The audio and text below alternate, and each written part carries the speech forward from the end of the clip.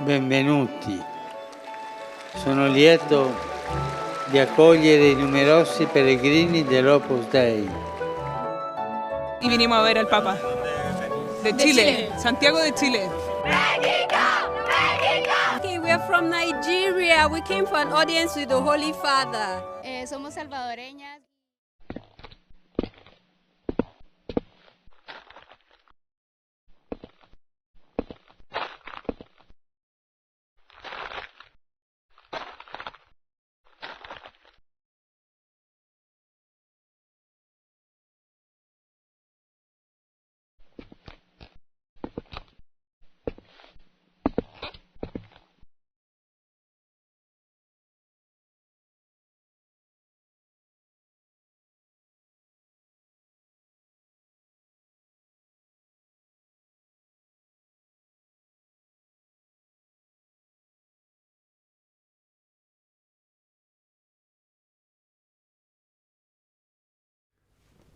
¿Cuántas simpatías ha despertado Francisco, verdad? Y no solo para los que profesan la religión católica. Se ha convertido en autoridad de influencia mundial para cientos de millones de personas y también para casi todas las religiones. Ahora sí, por favor, monaguillo primero, bueno.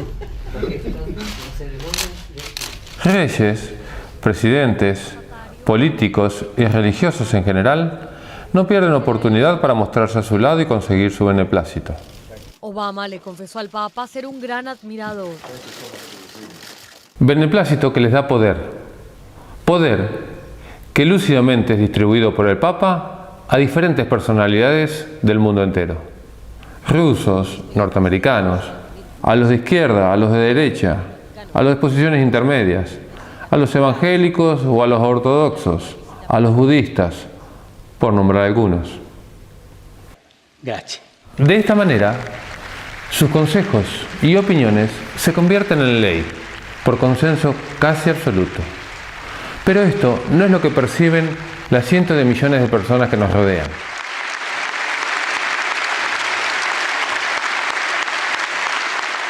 Las muchedumbres compran un manto religioso de simpatía y humildad, que con simplezas y obviedades oculta mágicamente el pasado, el presente y el futuro de un poder totalitario y corrupto que, por lo que se vislumbra, volverá a dominar el mundo.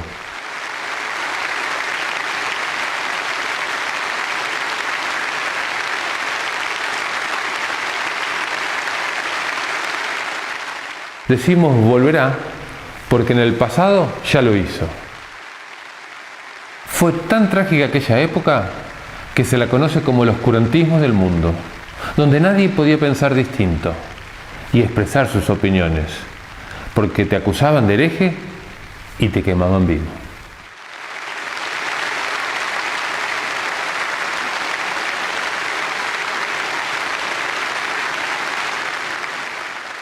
Sí, esta práctica no la inventaron los grupos terroristas de la actualidad.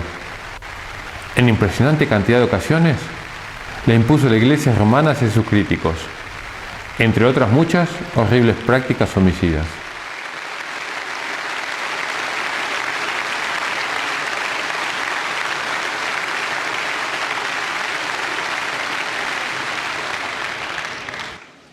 Tan grandes eran las mentiras que sostenía esta Iglesia que uno de sus más fervientes y devotos sacerdotes comenzó a ponérseles, y junto con algunos más comenzaron una protesta tan grande que fue conocida mundialmente como la Reforma Protestante.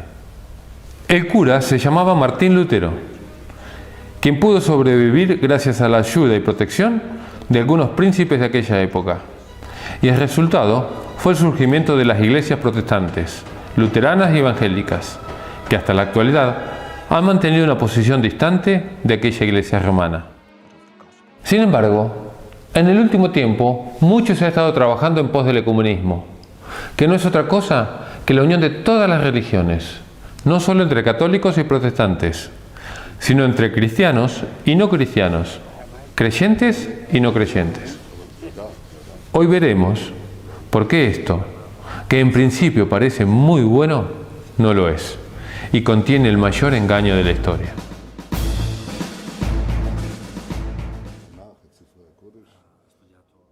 El amor y la unidad entre los hijos de Dios son muy buenos y esenciales.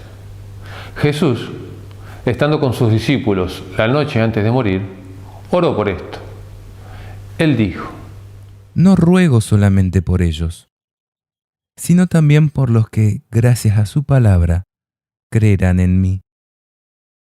Que todos sean uno, como tú, Padre, estás en mí y yo en ti, que también ellos estén en nosotros, para que el mundo crea que tú me enviaste. El mundo nunca creerá en un evangelio que produce enemistad y odio entre quienes dicen practicarlo. El evangelio de Cristo es en esencia amor, y ese amor debe verse entre sus seguidores. Es importante recalcar también que esta unidad, para que sea útil, tiene que darse en Jesús, de acuerdo a sus enseñanzas. Ahora, ¿por qué no es bueno el ecumenismo? Si parece la única vía lógica para encarrilar este mundo en desesperado colapso. Porque es una gran falsedad, un gran engaño. El ecumenismo, en realidad, es un movimiento político y religioso mundial que, aparentando cumplir con el mandato de Jesús que todos sean uno, y arrogándose un designio de paz, tendrá principios y fines completamente opuestos. El engaño será sublime, mundial y casi total, porque prometerá paz, amor y unidad en un momento en que el mundo se cae a pedazos. La Biblia describe este movimiento como el anticristo, porque sus dirigentes hablarán en su nombre, pero poco les importará a Cristo, sus enseñanzas y su ley de amor, sino el poder y el control mundial. Es más, se opondrán a Cristo. Sabrás que no es nuevo el uso de la religión para lograr el poder en este mundo. Por ejemplo, la mayoría de las guerras que se han desatado ha sido en nombre de Dios. Sin embargo, en el último tiempo ha llamado la atención del mundo entero la gran cantidad de gestos de amistad y bondad que se han mostrado desde la Iglesia romana. Gestos con que están conquistando a multitudes. En una muy inusual maniobra, el Vaticano cambia su cabeza visible y comienza a ejecutar un plan muy estudiado y planificado, en pos de retomar el poder que ejercían en la Edad Media. ¿Qué sustento o pruebas tenemos para hacer tal afirmación? Muchas, pero te enumero 3 que nos parecen fundamentales y luego las analizamos. En primer lugar, porque la Iglesia romana ha cambiado, ha adulterado, ha torcido la ley de Dios. Sí, aquellos 10 mandamientos que Dios escribió con su propio dedo.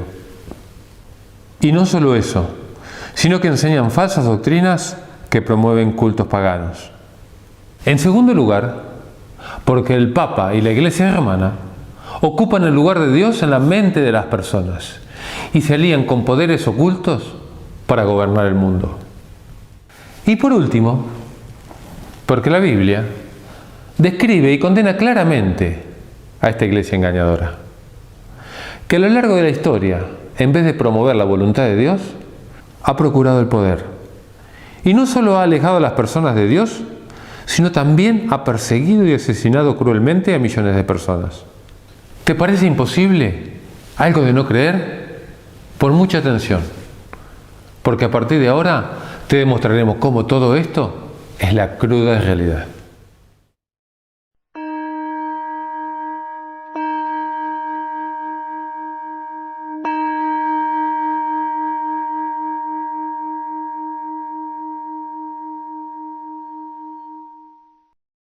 ¿Podría alguna persona o institución cambiar lo único que Dios escribió con su propio dedo y en 2 tablas de piedra?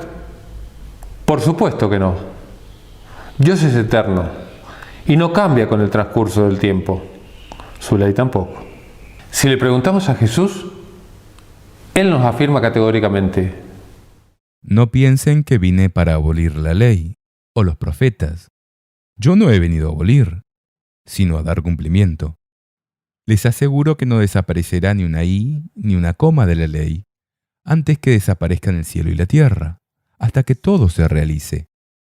El que no cumple el más pequeño de estos mandamientos y enseña a otros a hacer lo mismo, será considerado el menor en el reino de los cielos. En cambio, el que los cumpla y enseñe, será considerado grande en el reino de los cielos. También el apóstol Santiago, hermanastro de Jesús, dijo que los 10 mandamientos será la ley con que Dios nos juzgará. En efecto, aunque uno cumpla toda la ley, si peca contra un solo precepto, quebranta toda la ley. Porque el que ha dicho no cometerás adulterio, dijo también no matarás. Por tanto, si evitas el adulterio, pero cometes un homicidio, te haces transgresor de la ley. Hablen y actúen como quienes deben ser juzgados por una ley que nos hace libres. Sin embargo, según la doctrina de la Iglesia romana, el Papa es de tan grande autoridad y poder que puede modificar, explicar o interpretar aún las leyes divinas. No ha habido en la historia de la humanidad una usurpación de poder tan grande, teniendo la osadía de desafiar a Dios mientras se pretende representarlo. La Iglesia romana fomenta el culto a las imágenes. Por ello, en el Catecismo, ha eliminado el segundo mandamiento, el cual ordena: no te harás ninguna escultura, ni ninguna imagen de lo que hay arriba en el cielo, o abajo en la tierra, o debajo de la tierra, en las aguas. No te postrarás ante ellas, ni les rendirás culto, porque yo soy el Señor, tu Dios. Las representaciones rebajan y falsifican nuestro concepto de Dios. Por eso dice la Biblia en Deuteronomio 4: cuando el Señor les habló desde el fuego, en el Horeb, ustedes no vieron ninguna figura. No vayan a pervertirse entonces, haciéndose ídolos de cualquier clase, que tengan figura de hombre o de mujer. ¿Haré una abominación? ¿Voy a adorar un tronco de árbol? También Isaías 44 nos dice que el culto de las imágenes es abominable a Dios. La idolatría no es una práctica errada e inofensiva producto de la ignorancia. Es un culto diabólico. Y no somos nosotros. Es el apóstol Pablo quien dice esto en 1 Corintios, capítulo 10, versículos 14 al 20. La idolatría tampoco es un culto obsoleto. Fue siempre practicado en forma atractiva y popular. Por eso, la Iglesia romana lo incorporó de lleno a sus ritos. Es más, el Apocalipsis revela que el culto de las imágenes será practicado hasta el fin del mundo, aún en medio de las plagas de los últimos días. Dice: y el resto de los hombres que no habían sido dañados por las plagas, no se arrepintieron de sus obras, ni dejaron de adorar a los demonios y a los ídolos de oro, de plata, de bronce, de piedra y de madera, que son incapaces de ver, de oír y de caminar.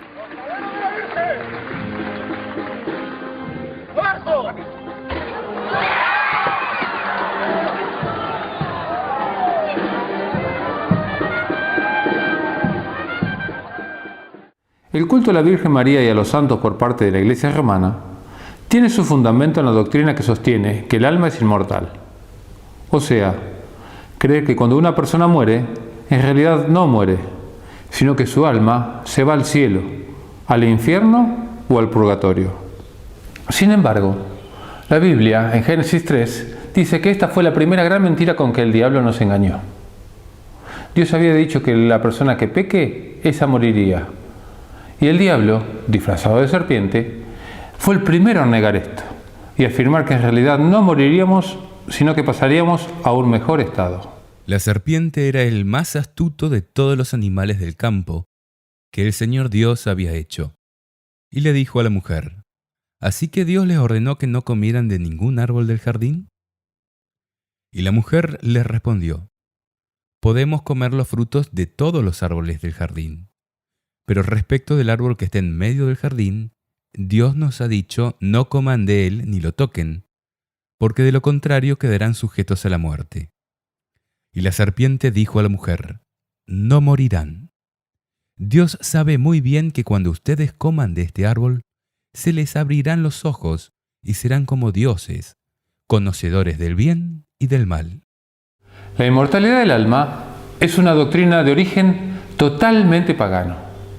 Los egipcios creían en ella y por eso se destacaron por su culto a los muertos. Luego la fomentaron los filósofos griegos y a esto la siguieron los romanos. Por último, San Agustín trató de armonizar la filosofía griega con el cristianismo y el resultado fue la incorporación del paganismo dentro del cristianismo. A la doctrina de la inmortalidad del alma, otras religiones orientales, como los budistas, los hinduistas y el espiritismo moderno, agregan la creencia de la reencarnación como un modo de evolución o perfeccionamiento. Pero esta idea es totalmente ajena a la palabra de Dios. Dice la Biblia: El destino de los hombres es morir una sola vez, después de lo cual viene el juicio. Satanás y sus demonios son muy astutos enemigos. Rara vez se presentan tal cual son. Muchas veces toman disfraces bellos y atractivos. Uno de ellos es el de seres humanos que han muerto y supuestamente se hallan conscientes en un estado inmaterial. Y tal vez nos digan frases y cosas muy íntimas que solo ellos conocían. Es tan grande el engaño que Dios directamente prohibió las aparentes comunicaciones con los muertos.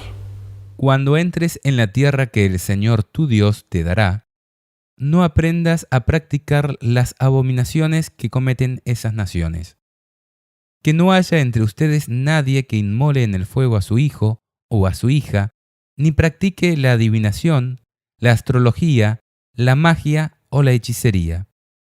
Tampoco habrá ningún encantador, ni consultor de espectros o de espíritus, ni evocador de muertos. Porque todo el que practica estas cosas es abominable al Señor tu Dios. Y por causa de estas abominaciones, Él desposeerá a esos pueblos delante de ti. Dios es el único ser inmortal. Es el gran yo soy. El que tiene vida en sí mismo. El que nunca fue creado y jamás morirá. Luego, la vida de sus criaturas dependerá de una perfecta obediencia a su ley de amor. En Ezequiel, capítulo 18, verso 20, dice: el alma que pecare, morirá. Es por esto que la Biblia no enseña que tenemos un alma inmortal, sino que somos un alma mortal.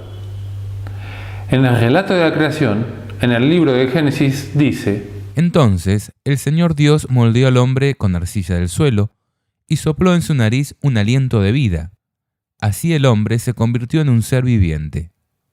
Es por eso que cuando una persona muere, su alma deja de ser.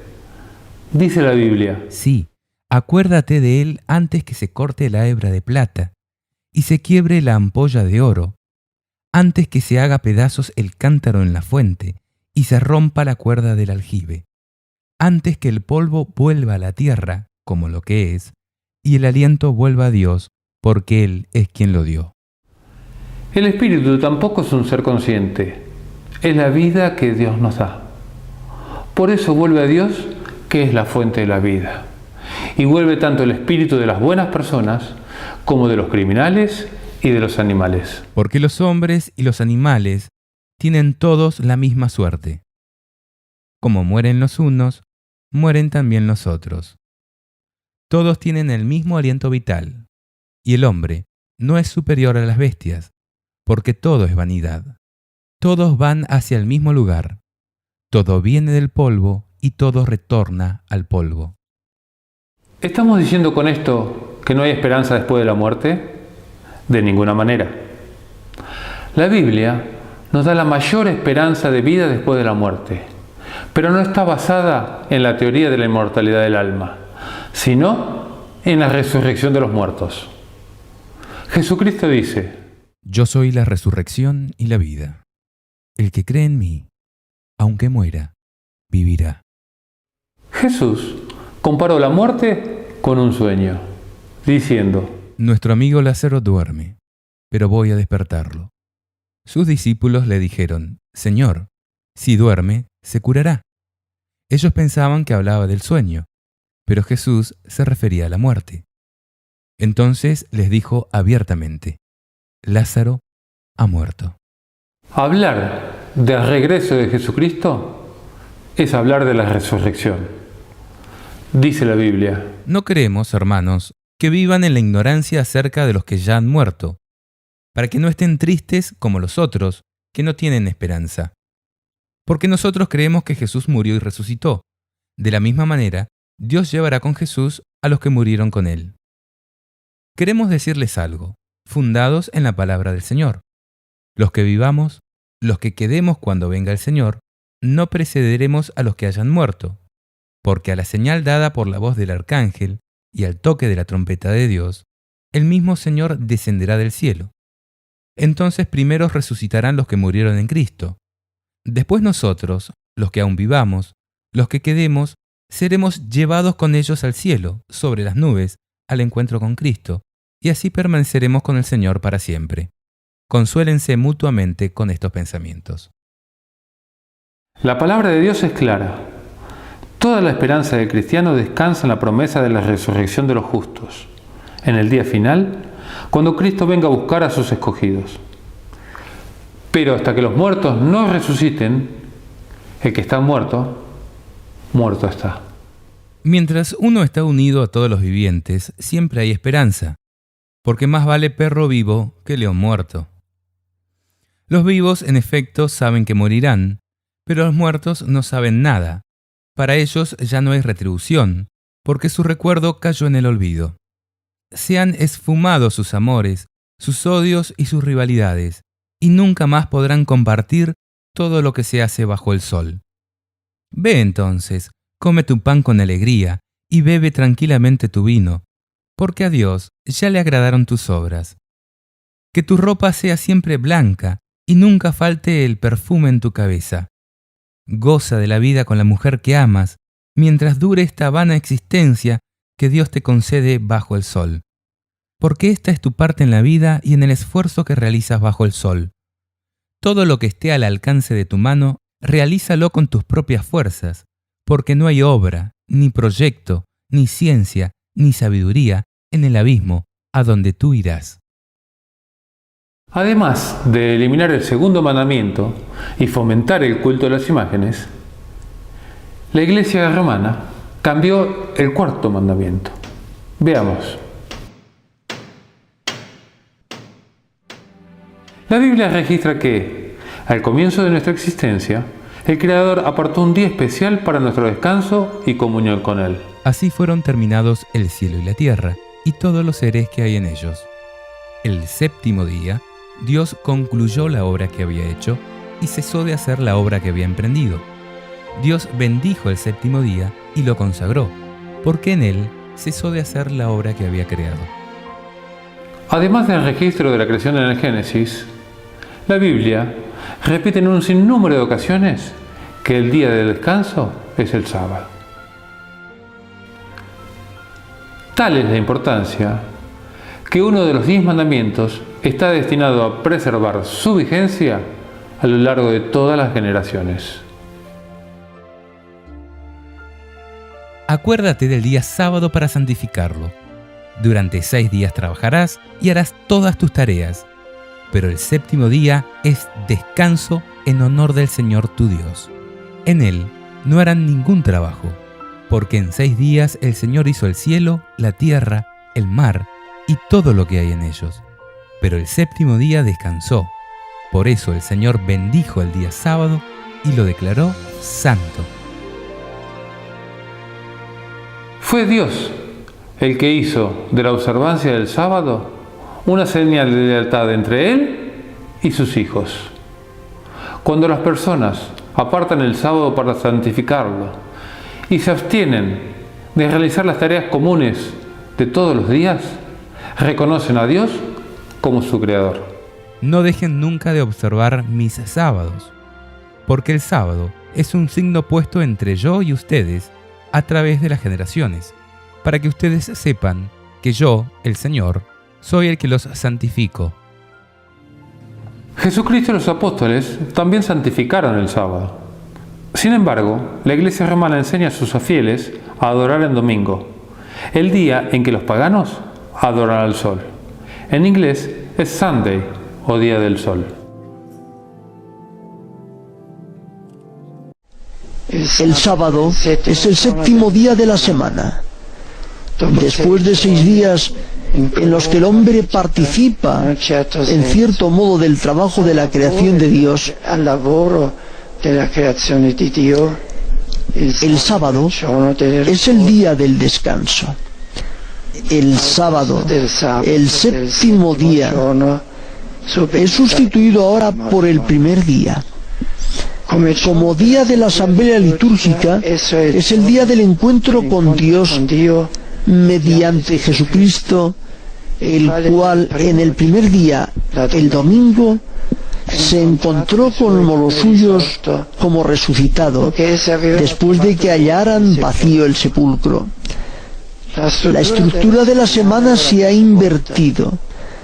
Ya no se dirige hacia el séptimo día para participar en él del reposo de Dios.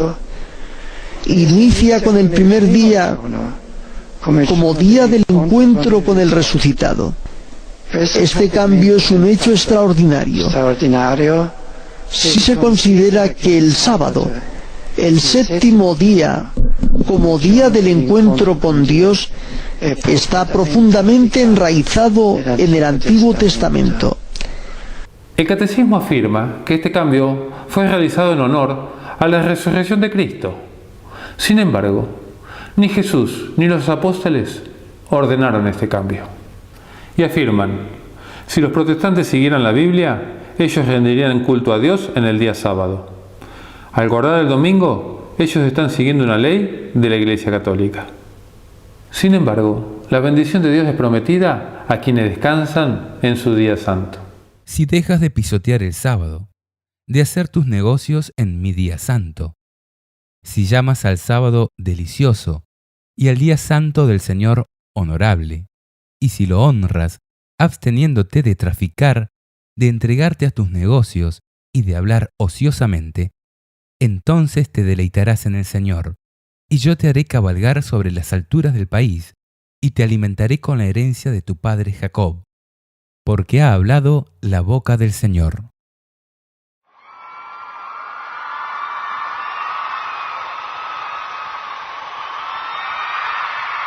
La Biblia describe el accionar de un poder engañoso que estaría en oposición a Dios, pero encubierto detrás de una aparente religiosidad. Lo llama el anticristo. El prefijo griego anti significa tanto en contra de como en lugar de, por lo que estamos en presencia de alguien que se opone a Dios intentando ocupar su lugar. En términos religiosos, esto constituye una blasfemia, o sea, cuando una persona común se hace tratar como si fuera Dios. ¿Será que en la Iglesia romana encontramos a alguna persona que se hace llamar Dios? Aunque te parezca mentira, sí. El Papa se hace llamar Dios y usurpa el lugar de las 3 personas de la divinidad. ¿No lo crees? Veamos. El Papa blasfema contra Dios el Padre al hacerse llamar Santo Padre, Sumo Padre, el Padre de los padres. Jesús dijo: A nadie en el mundo llamen Padre, porque no tienen sino uno, el Padre Celestial.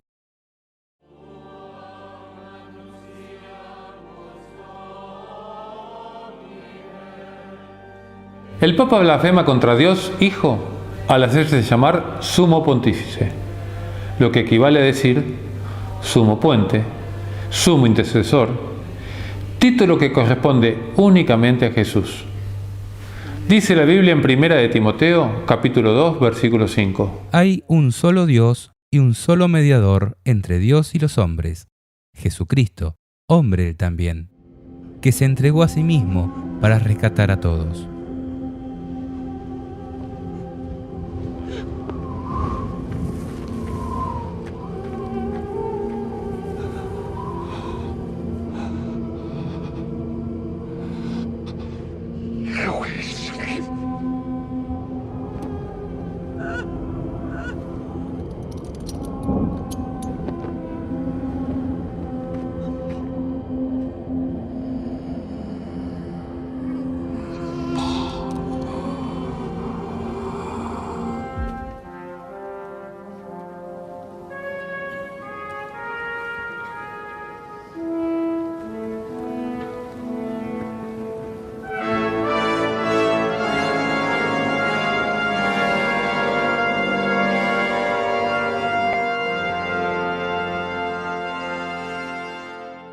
El Papa blasfema también contra Dios Espíritu Santo al decir que es el vicario o representante de Cristo en la tierra. Jesús dijo: El Espíritu Santo, que el Padre enviará en mi nombre, les enseñará todo y les recordará lo que les he dicho.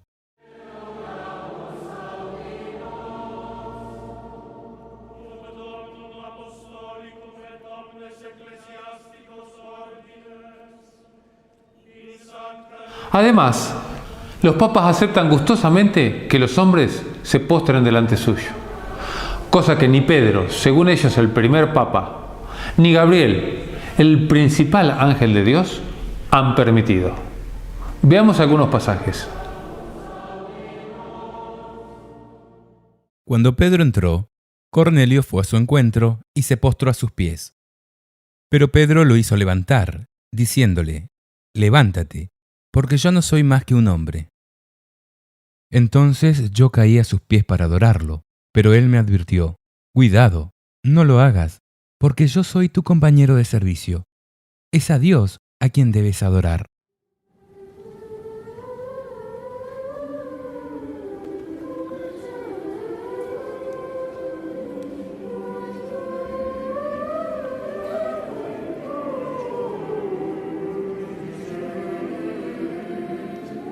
También dicen tener poder para perdonar pecados y otorgar indulgencias.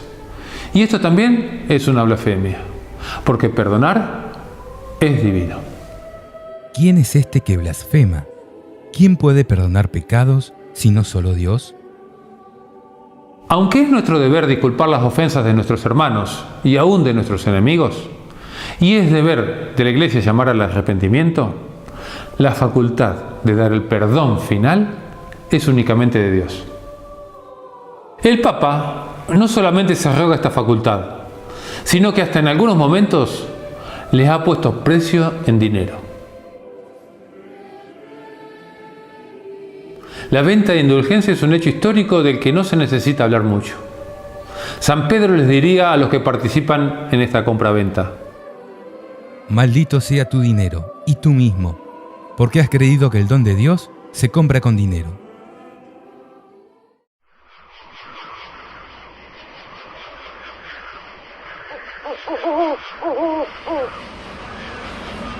Al iniciar Jesús su ministerio, Satanás le mostró los reinos del mundo y le dijo: Si me veneras y te postras ante mí, te daré el mundo entero.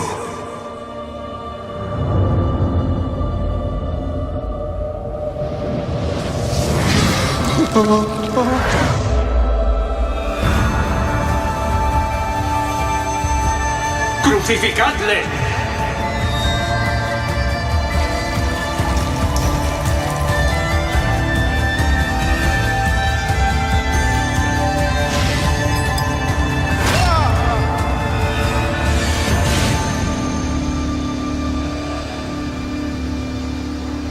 Apártate de mí, Satanás.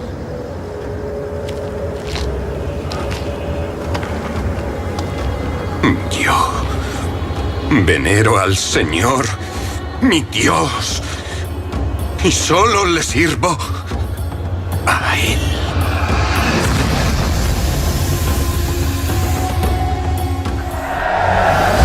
Tiempo más tarde, cuando Judas, el traidor, quiso unirse a sus discípulos, Jesús le dijo: Los zorros tienen sus cuevas y las aves del cielo sus nidos, pero el Hijo del Hombre no tiene dónde reclinar su cabeza. Y a poco de morir, afirmó: Rexes tú.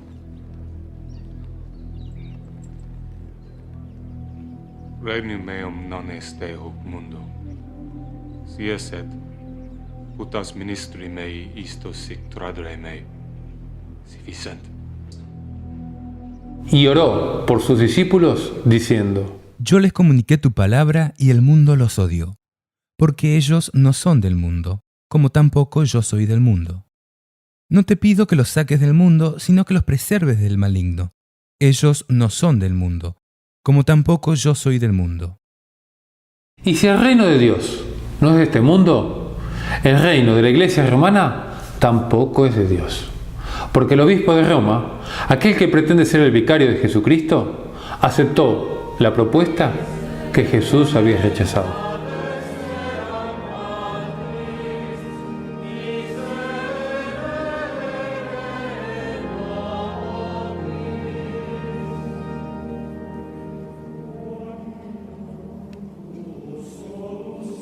La Biblia lo predijo en Apocalipsis 12 y 13, diciendo que el dragón, la antigua serpiente, llamada Diablo Satanás, le cedió su poder y su trono con un inmenso imperio. L'Europa che cammina sulla terra sicura e salda, prezioso punto di riferimento per tutta l'umanità. Grazie. Durante siglos, la Iglesia romana entronizó a los reyes de la antigüedad. Como dueño del mundo, promovió las cruzadas y por medio de bulas repartió las tierras de América descubiertas o por descubrir, a gusto suyo. Hoy se vuelve a repetir la historia. Mira.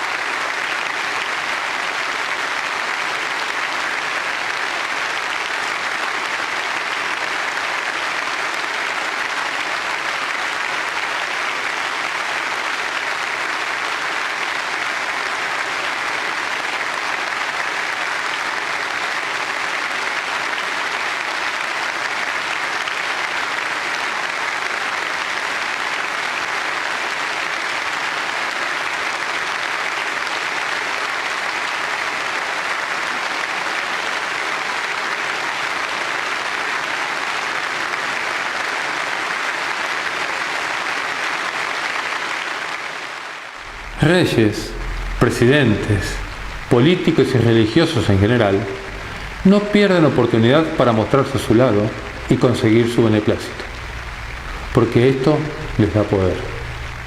Este poder es repartido discrecionalmente por el Papa, a quienes, a su vez, también se postran ante su autoridad.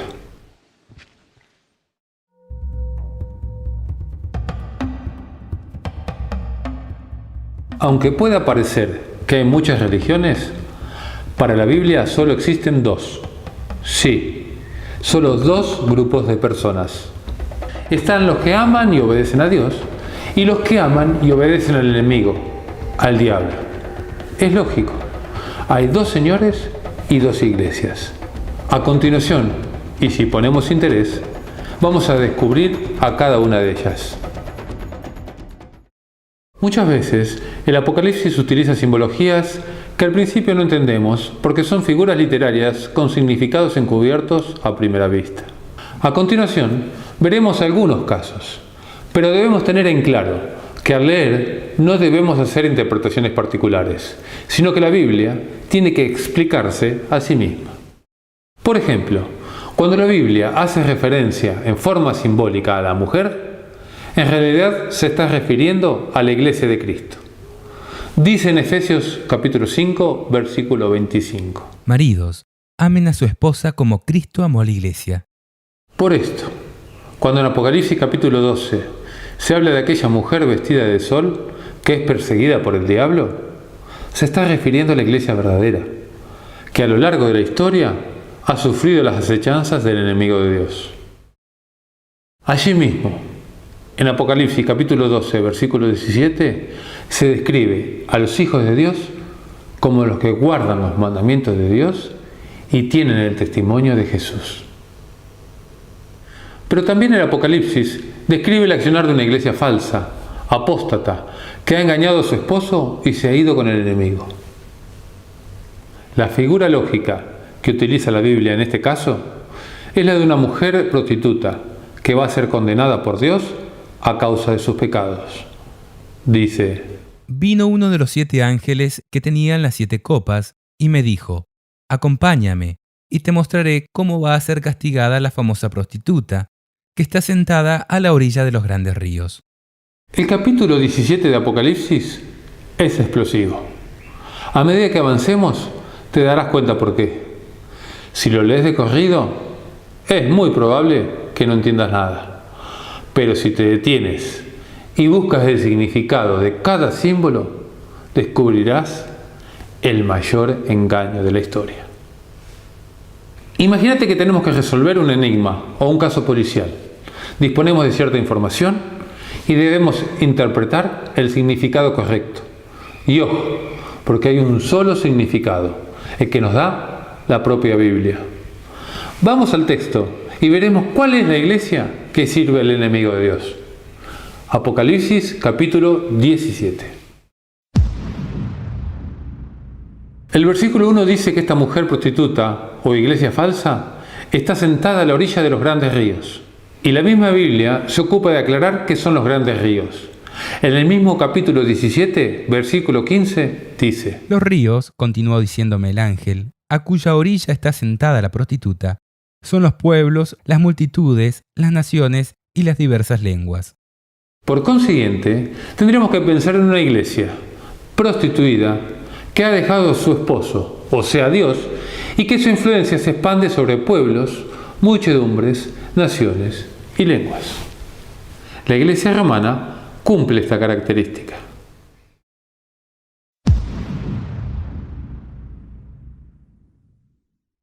Y los reyes de la tierra han fornicado con ella. Fornicar es tener relaciones ilícitas, ¿verdad? Bueno, la Biblia dice que esta iglesia ha tenido relaciones carnales ilícitas con los gobernantes de este mundo. Piensa, ¿acaso la iglesia romana no se caracteriza por sus relaciones impropias con los gobernantes de este mundo? Buscando siempre aumentar su poder en vez de acercar a las personas a Dios.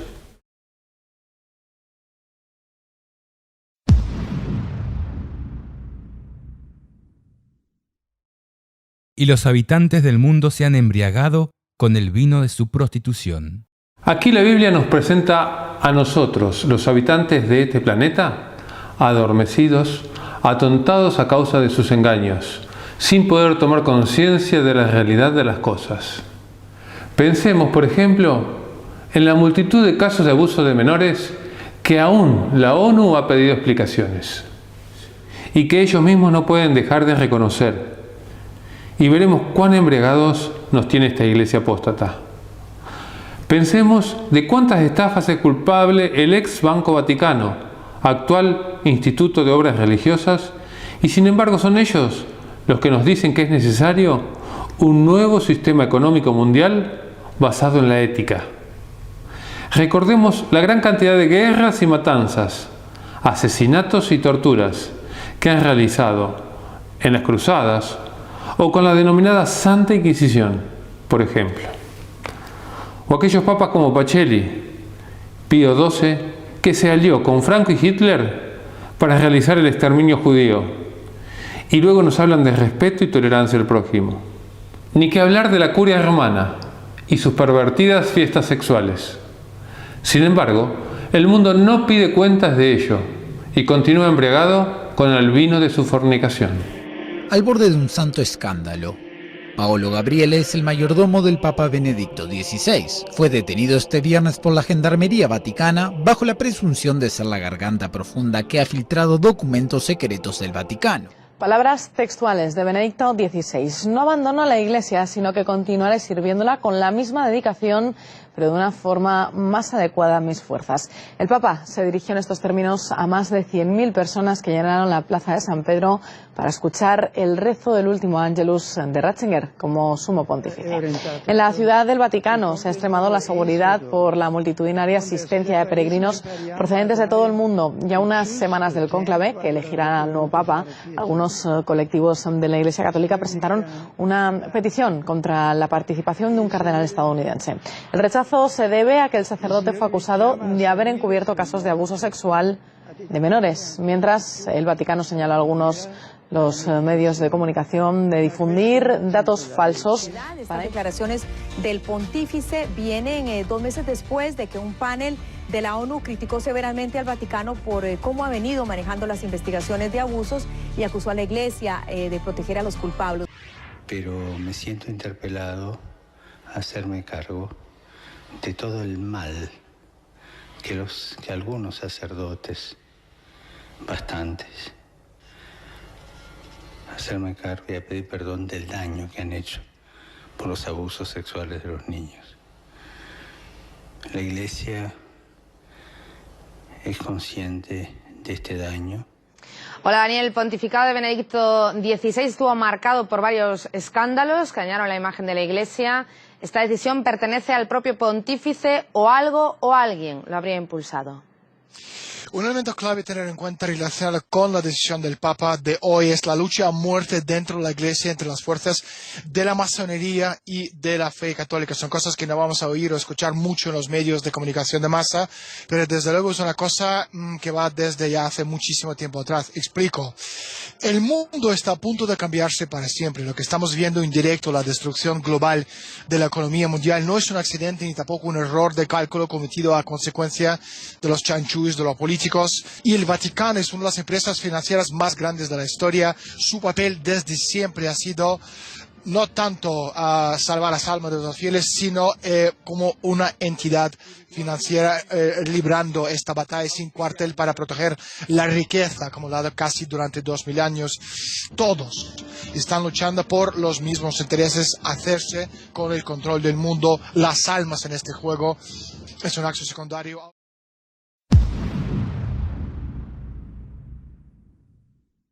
Estaba sentada sobre una bestia escarlata, que tenía 7 cabezas y 10 cuernos. Y un poco más adelante nos aclara que las 7 cabezas son las 7 colinas sobre las cuales está sentada la mujer.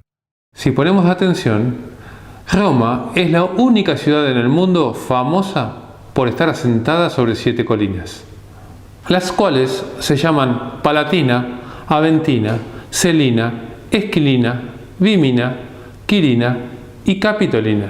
Fíjate lo que dice la misma Iglesia Católica al pie de página. Se trata de las 7 colinas de Roma. Los 10 cuernos que has visto son 10 reyes que todavía no han recibido su reino, pero recibirán el poder real juntamente con la bestia solo por 1 hora. Todos están de acuerdo en poner a disposición de la bestia su autoridad y su poder.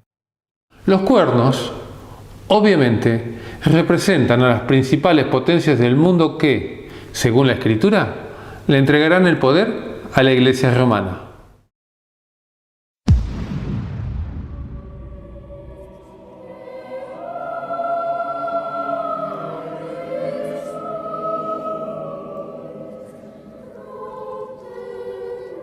La palabra de Dios nos describe exactamente cómo se viste y se adorna esta iglesia falsa. La mujer estaba vestida de púrpura y escarlata, resplandeciente de oro, de piedras preciosas y de perlas, y tenía en su mano una copa de oro, colmada de la abominable impureza de su fornicación.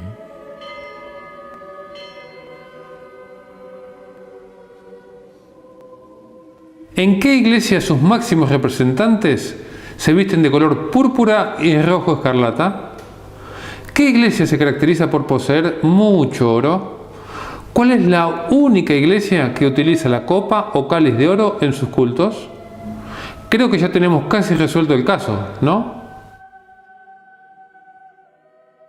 Además de la inmensa cantidad de oro que posee, el Vaticano es dueño de las mayores empresas del mundo a través de una sociedad secreta llamada Opus Dei. En contraste con esto, recordemos las palabras de Jesús cuando dijo: Los zorros tienen sus cuevas y las aves del cielo sus nidos, pero el Hijo del Hombre no tiene dónde reclinar su cabeza.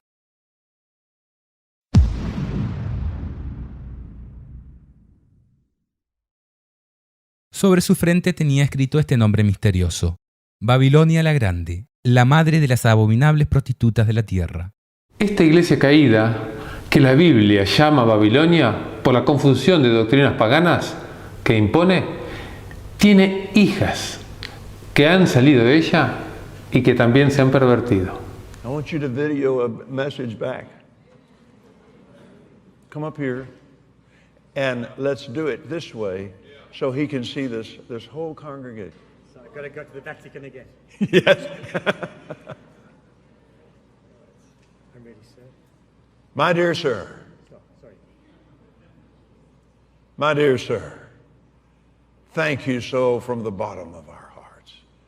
All of these leaders represent literally tens of thousands of people that love you, that believe God with you, and in answer to your request. Aquí la profecía se refiere a aquellas iglesias protestantes que hoy, lejos de aquella protesta que las distanció de la iglesia romana, vuelvan a reconocer la autoridad de su madre iglesia y se unen a ella mediante el ecumenismo. Al igual que su madre, estas iglesias, también falsas, se han pervertido y no guardan los mandamientos de Dios tal cual los dio a Moisés en el monte Sinaí, ni siguen las enseñanzas tal cual Jesús las impartió. And so, all of us declare together, be blessed. Once again, all together, be blessed. Amen. Amen. Amen. Amen. Amen. Amen. Sus objetivos ya tampoco son acercar a las personas a Dios, sino engañarlas y sacarles su dinero.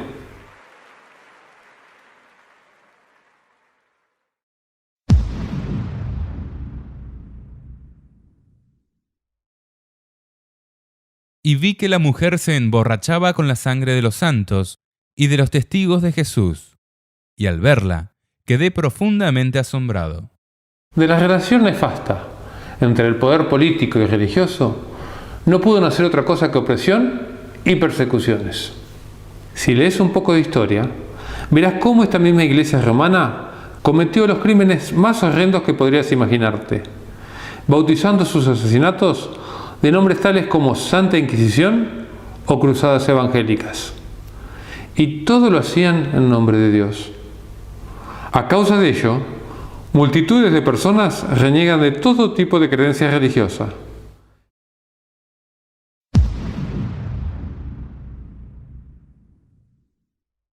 La bestia que has visto existía y ya no existe, pero volverá a subir desde el abismo para ir a su perdición.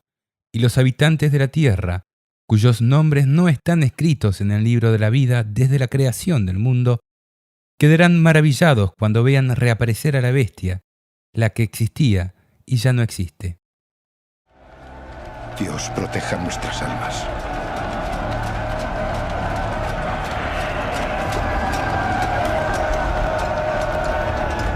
La bestia era, durante el absolutismo político y religioso que imperó durante la Edad Media. Cuando el Imperio Romano de Occidente cayó en manos de los reinos bárbaros, se produjo un vacío de poder que fue muy hábilmente llenado por esta iglesia.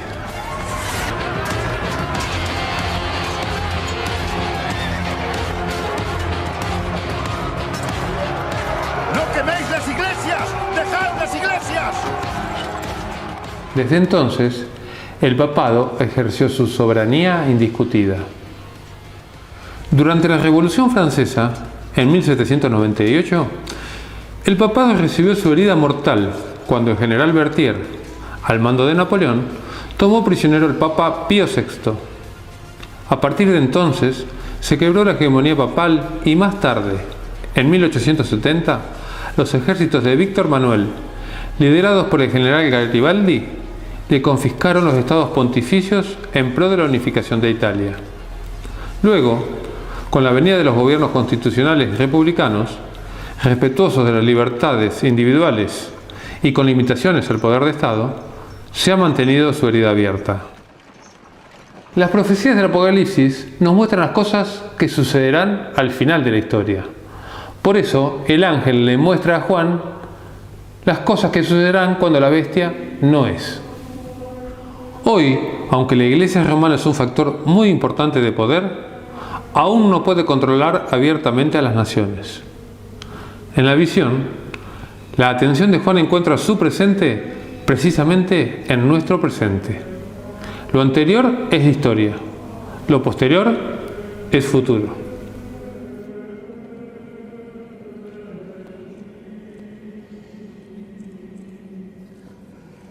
Aunque el proceso de sanación progresa día a día, la bestia todavía está en cama.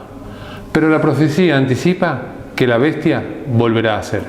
Su herida mortal sanará, según dice la Biblia, y recobrará el liderazgo mundial. Dice Apocalipsis 13, 3 y 4.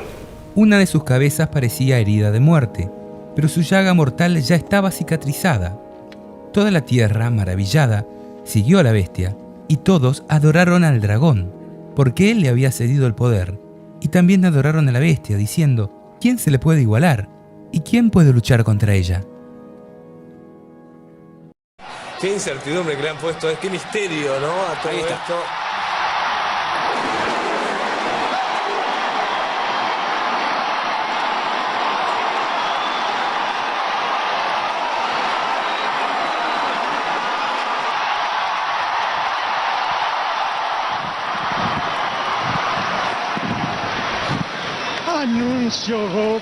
Annuncio vobis, habemus papam.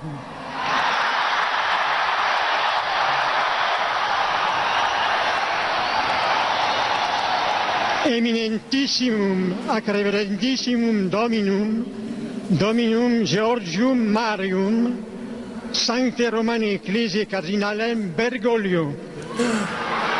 El cardenal Bergoglio. ¿Cómo? Qui sibi nomen imposuit Franciscum. Bergoglio, el nombre es Francisco. No, estamos sorprendidos. Nos ha dejado boquiabiertos. Bergoglio. Impresionante, Justo es te lo decía hace el segundos. Papa. Bueno, no será difícil para nosotros, Pepe, saber la línea que tendrá la Iglesia Católica y, si no me equivoco,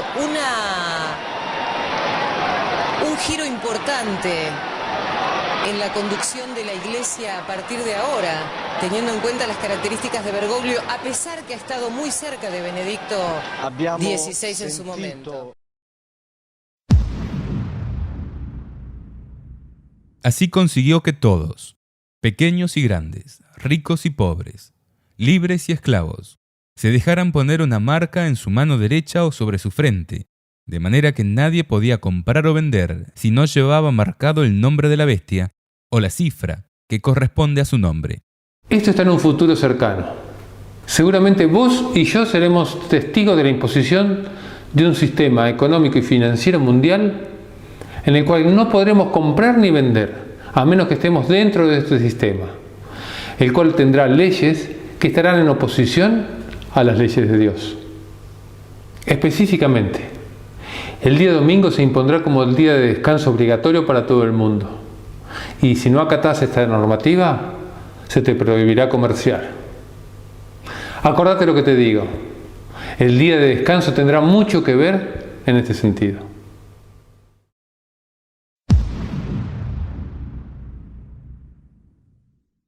Para esto se precisa sutileza. El que tenga inteligencia calcule la cifra de la bestia, porque es una cifra humana, 666. El Papa ostenta una serie de títulos en latín, idioma madre de la Iglesia Católica Romana.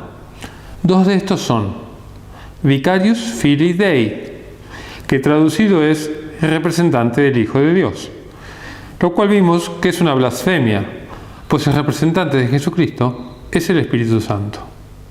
Dux Cleri, que traducido es jefe del clero. Como hemos estudiado en la escuela, en el sistema de numeración romano, los números son representados por letras. Así la I representa el 1, la B el 5, la X el 10, la L el 50, la C el 100 y la D el 500. Es increíble. Si sumamos los valores de las letras que componen los títulos que se atribuye al Papa, obtendremos exactamente 666. Veamos. Además, si queremos verificar el sistema de numeración romano, comprobaremos que si sumamos sus símbolos básicos, sin los modernos agregados, también obtenemos 666. Por si quedaba algún tipo de dudas, la Biblia concluye diciendo: y la mujer que has visto es la gran ciudad, la que reina sobre los reyes de la tierra.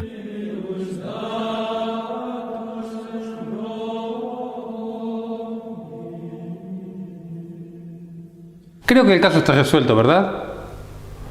Pero para ayudar a tu memoria, y si te queda alguna duda, vamos a repasar todas las pruebas que hemos ido recogiendo. De acuerdo con Apocalipsis 17, la iglesia que sirve al diablo tiene las siguientes 10 características. 1. Es una iglesia con poderío mundial. Gobierna sobre pueblos, muchedumbres, naciones y lenguas. 2. La gente conoce sus prácticas abominables, pero continúan embriagadas por su engaño. 3. Su sede principal se encuentra en Roma, la ciudad de las 7 colinas. 4. Sus obispos y cardenales se visten de color púrpura y rojo escarlata. 5. Utiliza la copa o cáliz de oro en sus misas y poseen mucho oro y piedras preciosas. 6. Muchas iglesias han salido de ella y pronto volverán a unirse ecuménicamente. 7. Realizó grandes matanzas y persecuciones de cristianos. Una de ellas fue llamada Santa Inquisición. 8. Es una iglesia que dominó el mundo, luego perdió el poder y pronto lo retomará. 9. Los presidentes de las mayores potencias del mundo le entregarán el poder y de esta manera volverá a retomar el gobierno mundial. 10. Su número es el 666 y pronto impondrán al mundo su marca a través de leyes dominicales. ¿Viste que era fuerte lo que íbamos a ver hoy? Pero no quiero terminar sin decirte un par de cosas más. Así como hemos visto claramente quién es la prostituta y sus hijas también rameras, te queremos decir que la mayoría de los hijos de Dios están en estas iglesias. Por eso Dios te advierte y te dice claramente: salid de ella, pueblo mío, para que no seáis partícipes de sus pecados y no recibáis de sus plagas. Enseguida, oí otra voz que venía del cielo y decía: ustedes, que son mi pueblo, huyan de esa ciudad, para no hacerse cómplices de sus pecados ni ser castigados con sus plagas. Porque sus pecados se han amontonado hasta el cielo, y Dios se ha acordado de sus iniquidades. Si te han estado engañando, Jesús te invita amorosamente a salir de allí. Y aunque parezca que esta iglesia va a ser la ganadora, finalmente va a ser totalmente destruida, porque pelea contra Jesús. Mirá lo que dice Apocalipsis 17:14. Ellos lucharán contra el Cordero, pero el Cordero los vencerá, porque es Señor de los señores y Rey de los reyes. Con él triunfarán también los suyos, los que han sido llamados, los elegidos, los fieles. Hay mucho más para decir acerca de esta iglesia, pero eso lo dejaremos para otro momento. Ahora te invito a que medites en todo lo que hemos visto y que el Señor te ayude a tomar la decisión correcta.